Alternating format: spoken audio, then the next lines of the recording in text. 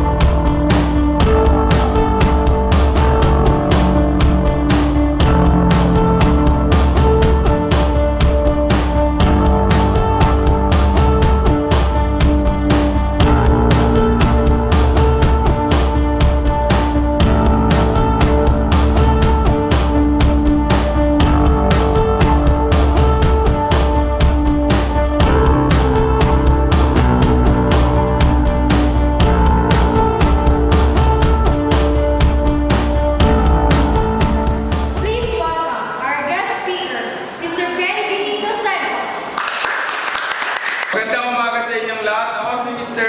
Bienvenido Santos, galing sa bansang Pilipinas. Pwede ko pa bang malaman kung sino ang taga-Pilipinas dito? Nais ko po sanang malaman kung kagaya pa rin po noon ang mga kababaihan sa ngayon doon sa ating bayan.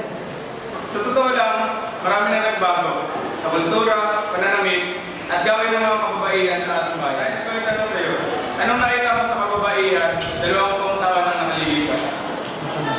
Sir, ang mga babae po noon ay maganda at kaaya-ayang tingnan. Meron silang maayos na pananamit. Meron po silang mahahabang buhok. Lagi po silang nagsisimba at tigit sa lahat, meron po silang katapatan sa lahat ng bagay. Action.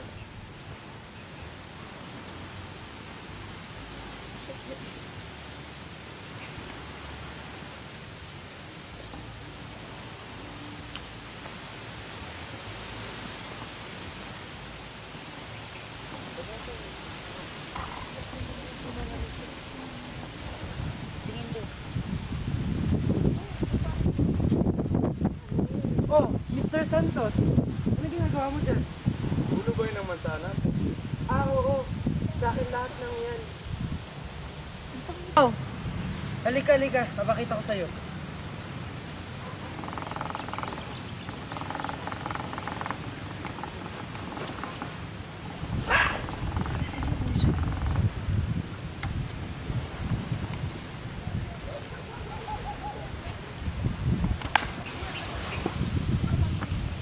Sige, tara muna tayo dun.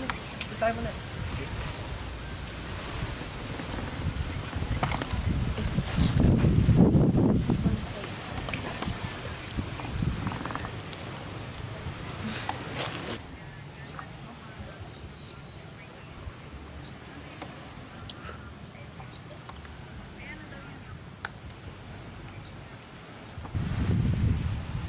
Bakit mo nga pala ako niyaya mag-dinner?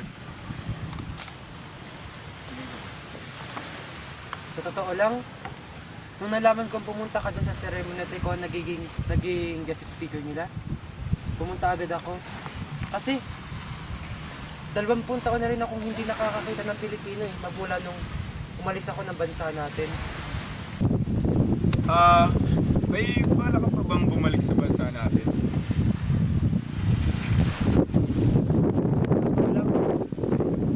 Wala na akong balak bumalik ng bansa natin. Simula na naranasan ko ang malupit na buhay noon, mas pinili ko na lang dumito. Naranasan ko ang pagmamaliit sa akin ng kapatid ko. Naranasan ko rin yung hindi ako napagtanggol ng mama. At higit sa lahat, yung sarili kong ama, tingin sa akin, isang basta. Alam mo yun, yung pagpipili kami sa sarili mo, isang bagay na kahit kailan.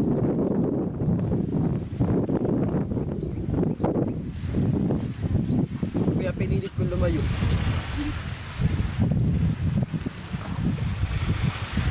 Wala na ako.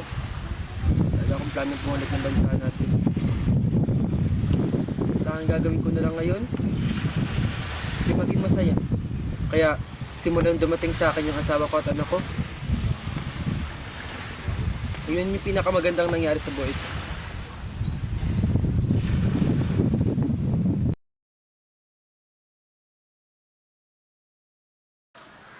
Celestino! Celestino!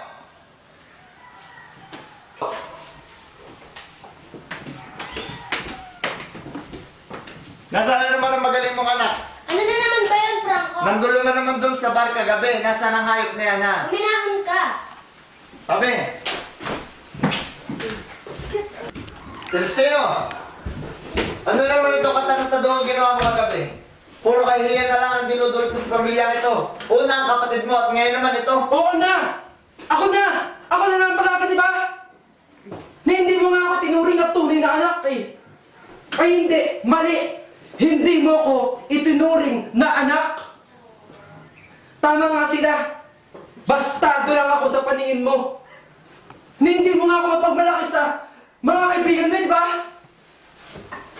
Tapos ngayon, sasabihin mo, ako na naman may kasalanan? Oo na! Ako na lang! Huwag mong pagsalita ng ganyan ng tatay mo! Tatay? Bakit ma? Simulat sa pool, itinuring niya ba ako na tunay na anak? Hindi naman, di ba? Dahil sa pamilyang to, isa lang akong bastado! At sa pamilyang to, isa lang akong sambit! Sige ma, nung una, ikaw ang kakampi ko. Pero bakit ngayon ma? Pero bakit ngayon parang ikaw din pinagtatabuyan mo na ako? Si Mama at si Papa nag-aaway na naman. Pabayaan mo na, maghugas ka na lang. Hindi mo na kami ginalang ng iyong mama. Mama? Tama na! Tama na! Iginalang? Pa! Lagi ko yung ginagawa sa'yo. Pero hindi mo yung napapansin. Dahil sarili mo lang ang iniisip mo. Alam mo kung bakit? Sa tuwing pinagmamalaki mo si Kuya sa iba, nasasaktan ako. Tapos ako yung ipinapahiya mo. Pa! You're so unfair! Saan ka pupunta? Wala kang pake.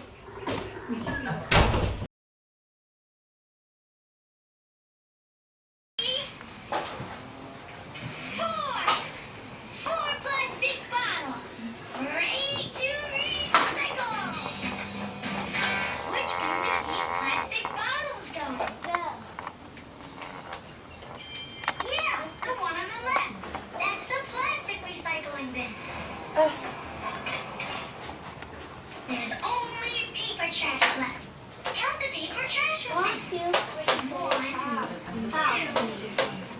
3, 4, 5. 5 pieces of paper trash. Ready to recycle. To the bin. Which bin does paper go in? Aray. Yeah, the one on the right. Bye-bye!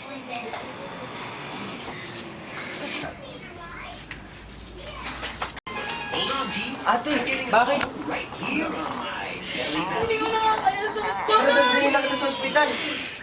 Sakit na dyan ko, Popoy. Tara, tara. Hindi ko kaya. Dala lang tayo sa kwarto mo, dali. And we fixed the swing. Landahan lang ate, ha?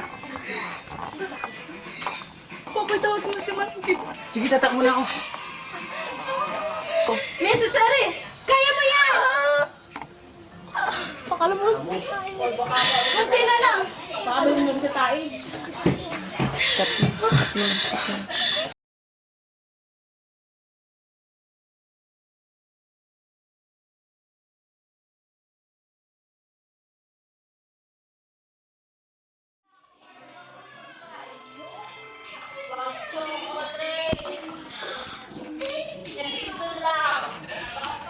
Sige, Mr. Santos. Dito muna ako, ha? Sige, Mr. Fabia.